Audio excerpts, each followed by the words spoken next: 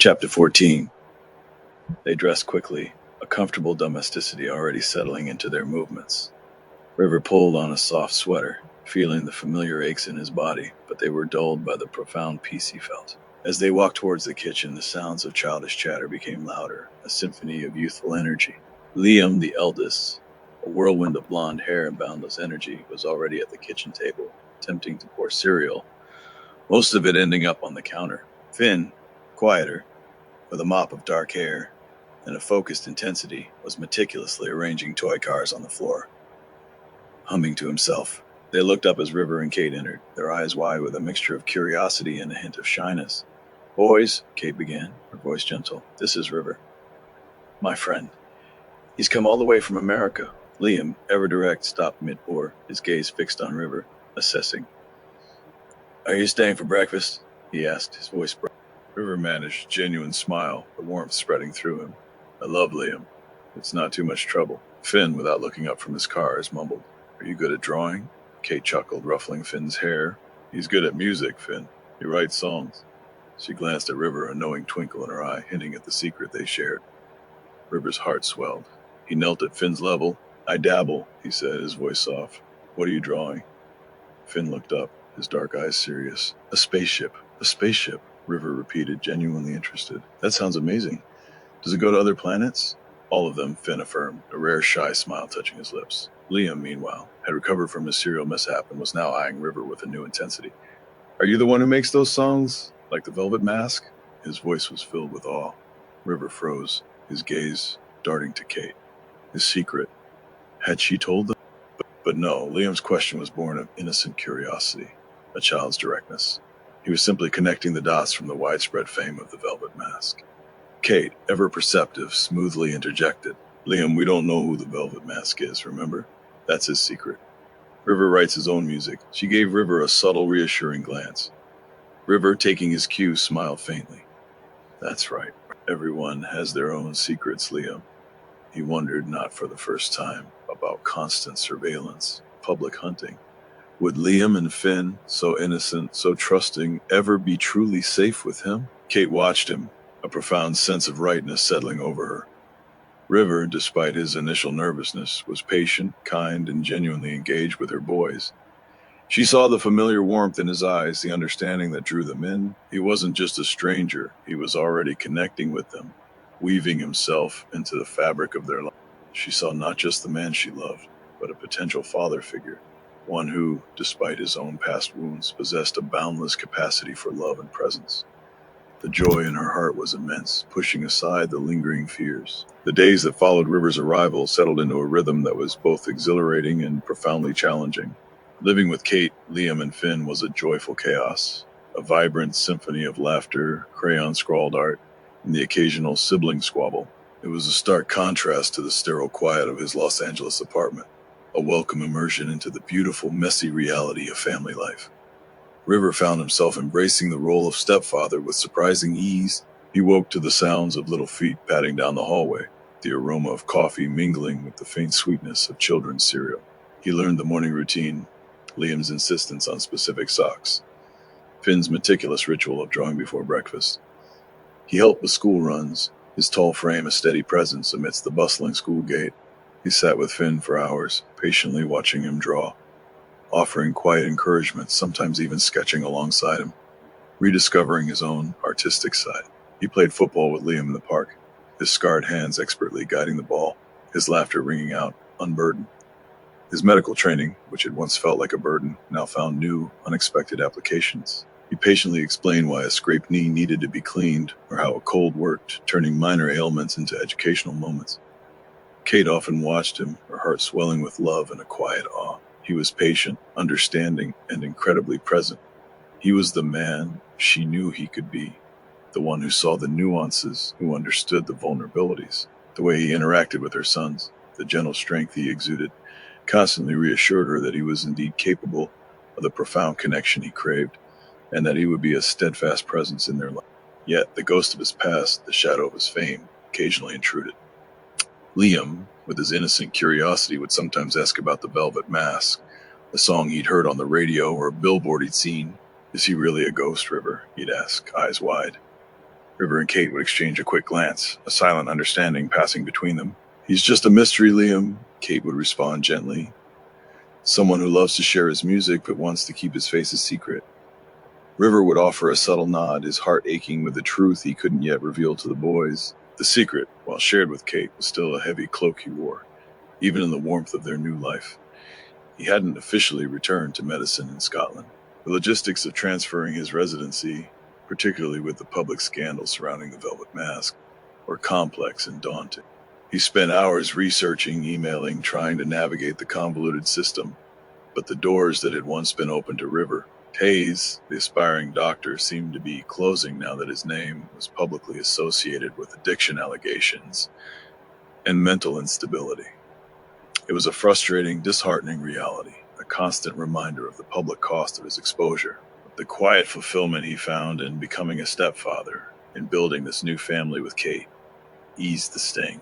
His sense of unworthiness, so deeply ingrained, slowly began to heal, piece by piece, as he felt the genuine, uncomplicated love and acceptance of Liam and Finn. He was finally, truly, home. The profound joy of River's presence, the quiet rhythm of their new family life in Edinburgh, filled Kate's days with a vibrant energy she hadn't known was possible. He was everything she had secretly longed for: present, empathetic, passionate, utterly devoted. He loved her boys, and they, in turn, adored him, their laughter echoing through the once quiet spaces of her flat. Liam's boisterous enthusiasm, Finn's quiet, artistic soul, River engaged with them both, his patience boundless, his presence a steady anchor. Yet, despite the consuming love that swelled in her heart, despite the radiant joy that filled her days, a subtle, almost imperceptible hesitation lingered deep within Kate. It was a whisper from her past, a quiet fear that surfaced in the quietest moments, a legacy from her parents' marriage. They had been good people, her mother and father, kind, respectable pillars of their community, but their relationship had been a slow, quiet struggle, a subtle undercurrent of unspoken disappointments and passive-aggressive silences. Her mother, outwardly stoic, had privately yearned for a deeper emotional connection from her father, who, though dependable, was emotionally distant. Kate had witnessed their unspoken yearnings, their pervasive loneliness despite being married, her father's inability to truly bridge the emotional chasm. It had instilled in Kate a profound fear of dependence, a fear of needing someone so completely, of allowing herself to be utterly vulnerable, only to be left wanting, to be left alone with unfulfilled desires. She was afraid of vulnerability, of being hurt by the very intensity of love. This subconscious fear manifested in subtle ways, almost imperceptibly even to herself. Sometimes when River would hold her a moment too long after a particularly tender confession, she would instinctively stiffen, a tiny, almost imperceptible withdrawal, a subtle shift in her weight. When he offered to help with a difficult photographic project or suggest a solution to a problem with the boys, she would sometimes, without meaning to, politely decline a subtle assertion of her independence. She managed her finances meticulously, insisted on maintaining separate accounts, a quiet, unconscious barrier against relying too heavily on anyone else. She was afraid of allowing herself to need him, to depend on him, only to have that profound love, that passionate connection somehow crumble under the immense weight of his exposed life, leaving her broken. She loved him fiercely, completely, but the quiet fear of losing herself, of becoming as unfulfilled as her mother had been, made her guard a part of her heart, even from him. River, with his acute sensitivity, sensed it. He saw the flicker of hesitation in her eyes, the subtle shift in her posture, the tiny, almost imperceptible emotional withdrawal. He understood. He knew her past, her fears. He remembered her confession about disassociation, her fear of allowing herself to feel too much.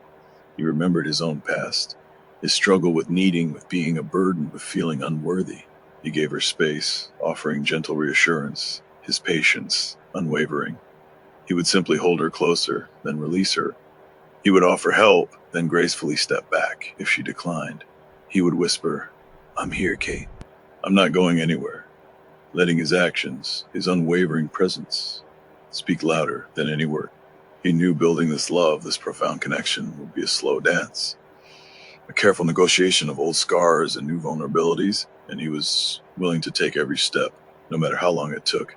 to show her that his love was a safe harbor, not another source of pain. He would never push her, never demand more than she was ready to give, knowing her fear of dependence was as deep-seated as his own fear of abandonment. The rich aroma of roasted vegetables filled Kate's kitchen, mingling with the earthy scent of fresh bread. It was a quiet evening, Liam and Finn asleep in their rooms, their childish hums a soft backdrop to the profound intimacy that had settled over River and Kate. They were cooking together, a comfortable domesticity that felt utterly new, utterly right. River chopped potatoes with a practiced ease, his scarred hands steady. Kate stirred a simmering pot of soup, her movements fluid and graceful. "My mom used to make this soup," Kate mused, her voice soft, reminiscing. It was her comfort. She always made it when she was wrestling with things. She paused, stirring slowly. "My parents were good people, River, truly. Kind, upstanding. But their marriage, it was always a bit of a quiet struggle." River paused his chopping, listening, his gaze fixed on her. He sensed a shift in her tone, quiet vulnerability she rarely displayed. "What kind of struggle, Kate?" he asked gently, keeping his voice low, inviting her to share. He knew she was opening a door he rarely saw, a part of her past that shaped who she was.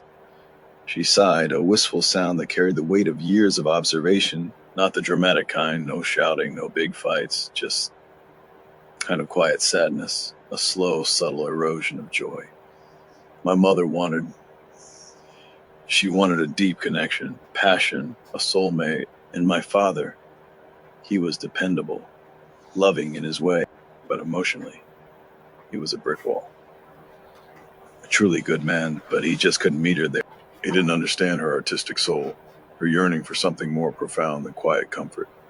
He'd bring her flowers, help with chores, but never truly see the yearning in her eyes. Kate turned from the stove, leaning back against the counter, her gaze fixed on a point in the distance, lost in memory.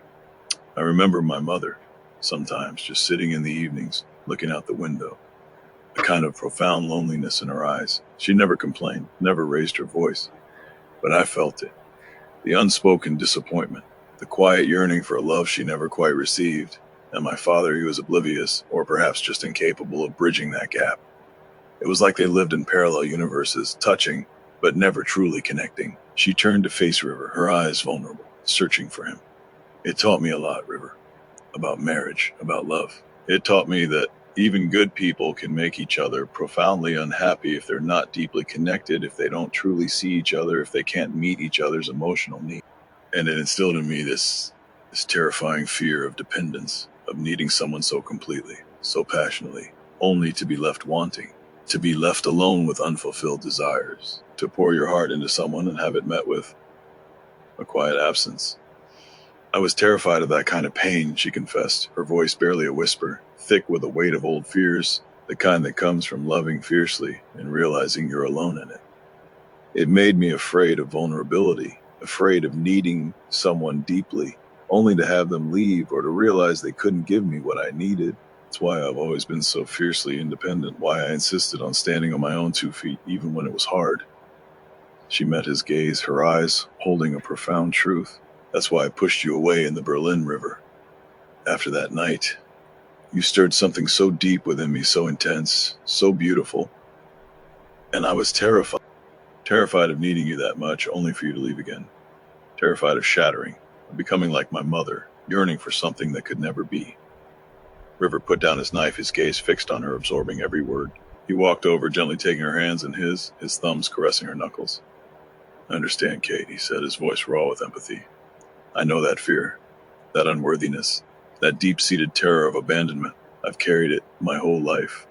He thought of his own biological parents, their profound abandonment, his fear of being alone after Vera and Adam. But what I've learned, what Vera taught me, is that true connection, true love, means facing those fears together. It means being brave enough to need it, and brave enough to be needed. He squeezed her hands, conveying all the reassurance he could. "And I'm not them, Kate. I'm not going to leave you. I'm here. I'm yours. And I'm not afraid to need you, or to let you need me. I choose you every day." Kate's eyes welled up, but a genuine smile touched her lips, a radiant warmth spreading across her face. "I know, River. I know."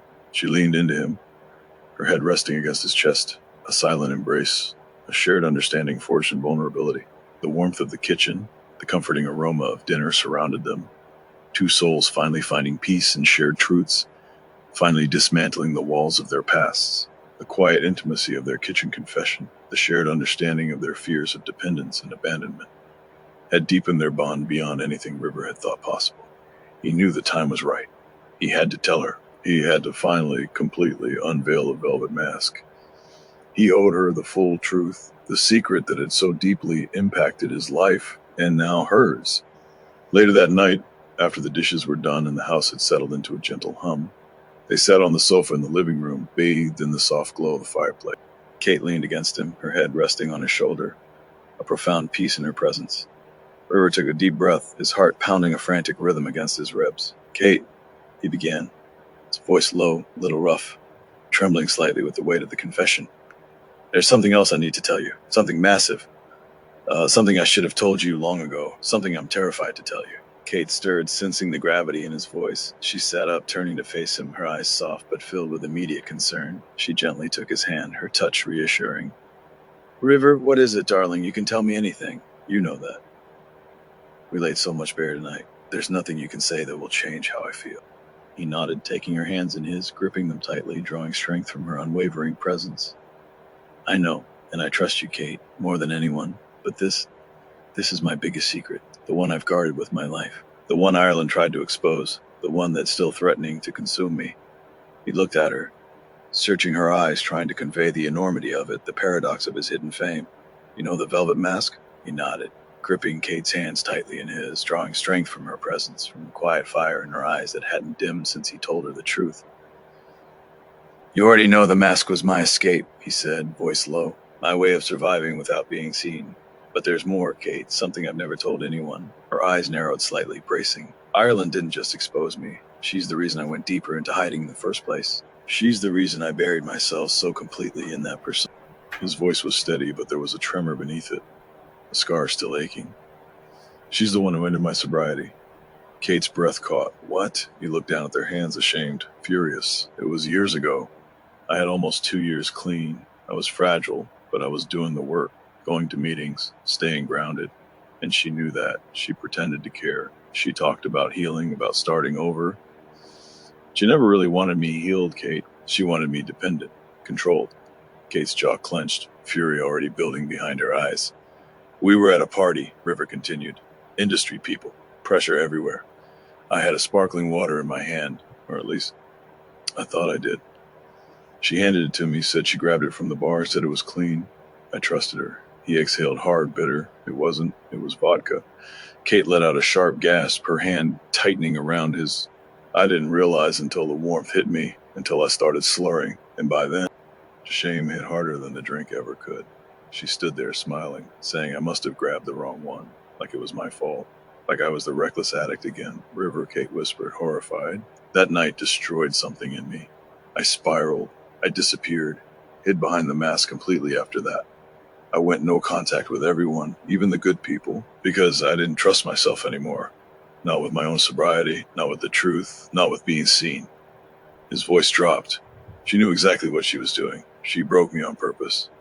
Because if I was broken, I couldn't leave. I couldn't be better without her. Kate's fury was palpable now, shaking through her voice. "She manipulated you. She sabotaged your recovery. On purpose.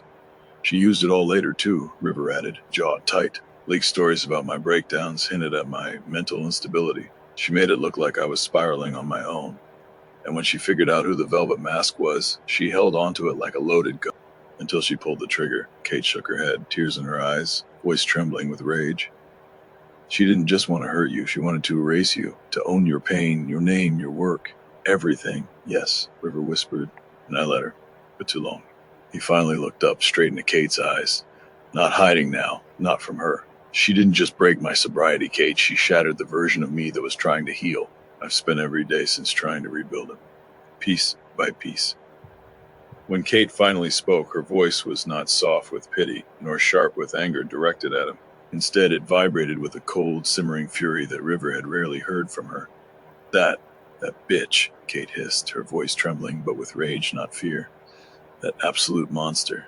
Ireland. I knew she was manipulative, River, but I never, ever imagined this. To use your pain, your history, your actual trauma, to fabricate lies, to expose you like that. It's utterly depraved. It's unforgivable. Her hands clenched into fists in her lap, her body rigid with indignation, a raw anger on his behalf. River felt a profound wave of disbelief, then a strange, almost dizzying relief. Her anger wasn't at him, it was for him. It was directed at Ireland, a righteous indignation that burned through the layers of his own shame, slowly dissolving the pervasive sense of unworthiness that had clung to him for so long. Kate, he managed, his voice thick with emotion, overwhelmed by her fierce protectiveness. I can't believe I fell for it, Kate continued, her voice raw with self-reproach, but quickly shifting back to fierce protectiveness. I always prided myself on seeing through people, on understanding nuances. But she was so good, River, so insidious, pretending to be concerned, pretending to be my friend, while she was actively poisoning me, poisoning us. She let out a frustrated gasp. And those posts, those hashtags, what she said about you, she knew exactly what she was doing. She knew your deepest fears, didn't she? She knew about your past with addiction, your unworthiness, all of it. And she just threw it out there for the world to pick apart. She wanted to hurt you, to destroy you, to ruin your life. And she used me to do it. And you believed all of it about yourself, Kate said, her voice softening, a profound sadness entering her tone. You believed her when she told you you were unworthy. That's why you hid. That's why you built the mask. That's why you couldn't tell me. Her understanding was immediate, piercing through his defenses. She saw the root of his secrecy, his fear. Oh, River, you are not a monster. You are not unworthy. You are the bravest, most resilient, most honest man I know.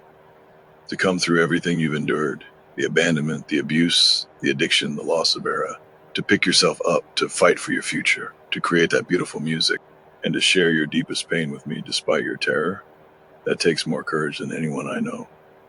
Her words, so full of love and profound acceptance, were a balm to his shattered soul. He wept then, deep, shuddering sobs that racked his body, the dam of years of suppressed emotion finally breaking. He was loved. He was seen. He was not unworthy. Kate held him, pulling him close, her arms a fierce, unwavering anchor in the storm that raged around him. She gently stroked his hair, murmuring soft reassurances, absorbing his brokenness, offering a boundless reservoir of strength and love. Your secrets are safe with me, River. Your heart is safe with me. We will fight this, together, every step of the way. I'm your anchor now, and I am not going anywhere. The days that followed River's complete confession and Kate's unwavering acceptance were a period of profound healing. Public storm still raged around the Velvet Mask, a chaotic symphony of speculation and condemnation. But within the quiet walls of Kate's Edinburgh flat, a new, deeper peace settled. River, unburdened by his deepest secret, his soul finally laid bare to Kate, felt lighter, freer than he had in years, even amidst the ongoing crisis. He clung to Kate, her presence a constant source of comfort and strength, his love for her deepening with every shared moment. His bond with Liam and Finn, Kate's sons, flourished in this newfound openness. Now that the immense secret of his identity was shared with Kate, and she had accepted it, River found himself more present, more invested in their small, bustling world. He watched Liam, with his boundless energy and obsession with football, and saw echoes of his own childhood, a reflection of the active, sometimes reckless boy he once was. He saw Finn, the quiet artist, sketching diligently, lost in his own imaginative world, and felt a profound connection to the creative soul within him, the part of River that was the Velvet Mask. He fully embraced the role of a stepfather figure, not as a replacement for Christopher, who remained a kind, co-parenting presence, but as an additional loving anchor in their lives. His days became a joyful chaos of school runs, the rhythmic thud of Liam's football in the park, and the quiet concentration of Finn's art projects. He helped with homework, patiently explaining fractions to Liam, or discussing the nuances of color with Finn. He read bedtime stories, his deep voice soothing the boys into sleep, sometimes lingering to watch their peaceful faces, a profound sense of protectiveness and love swelling in his chest. One afternoon, Liam burst into the kitchen, a cut on his knee from a fall on the football pitch, tears streaming down his face. River, with his medical training, instinctively knelt down, his hands gentle as he cleaned the wound, talking Liam through the sting with calm, reassuring words. Kate watched, her heart swelling with love. He was patient, understanding, capable, and utterly present. He was the man she knew he could be, the one who saw the nuances, who understood the vulnerabilities, the way he interacted with her sons, the gentle strength he exuded, constantly reassured her that he was indeed capable of the profound connection he craved, and that he would be a steadfast presence in their lives. Later, Finn brought him a meticulously drawn picture of a masked figure, soaring through the sky, trailing musical notes. "It's the Velvet Mask," Finn declared, his eyes bright. "He's flying because his music makes people happy." River's breath hitched. He looked at Kate, a silent understanding passing between them. He gently ruffled Finn's hair. "He does, doesn't he?" His sense of unworthiness, so deeply ingrained from his childhood trauma, and the repeated rejections of his biological family, slowly began to heal. The acceptance of Liam and Finn, so innocent and uncomplicated, was a powerful antidote. They saw him not as a troubled past, not as a public scandal, but simply as River, Kate's River, the kind, strong man who played football and drew spaceships. He was finally truly accepted for who he was, in a family that had chosen him fiercely and unconditionally. He was finally truly home. A fragile, profound peace settled over River and Kate's life in Edinburgh. A love story, once a complex tapestry of longing and lost chances, was now weaving into a vibrant present. Their bond solidified with each passing day, each shared laugh, each quiet evening spent in each other's arms after the boys were asleep.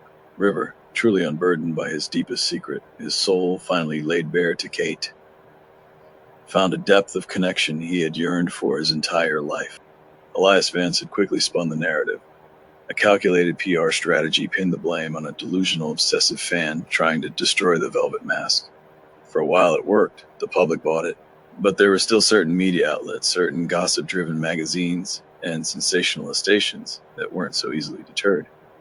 They began targeting River more directly, refusing to let the scandal die quietly. And so, even here, in the quiet sanctuary of domestic life, in the rhythm of morning pancakes and bedtime stories and late-night whispers under the covers, the shadow of River's unmasking lingered.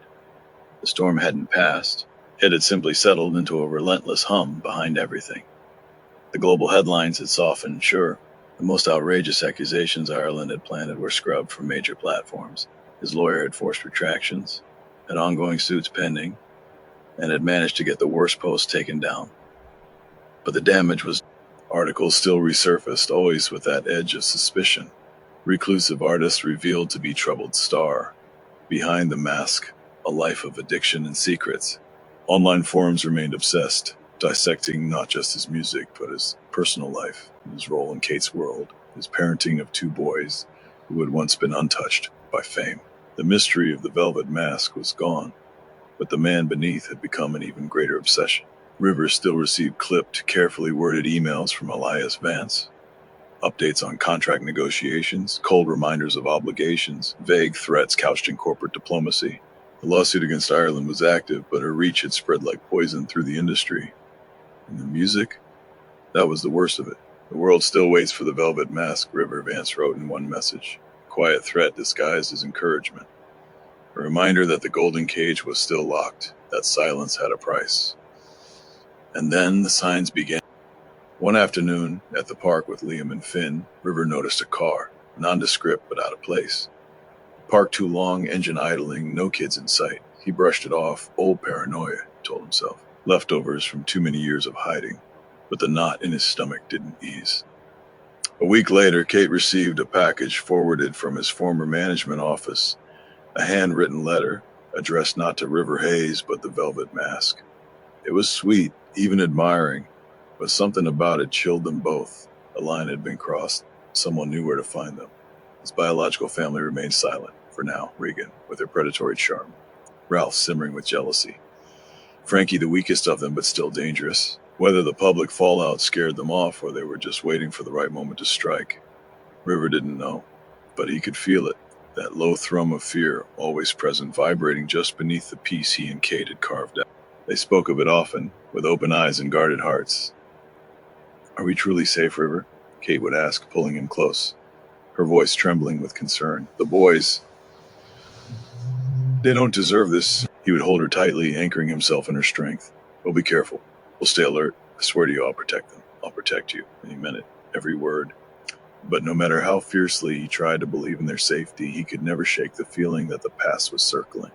That even in their haven, something, someone was still watching, still waiting, Their love was deep, their bond unshakable, but peace for River remained a fragile bloom, beautiful, cherished, and constantly at risk of being crushed beneath the weight of what the world still wanted from him.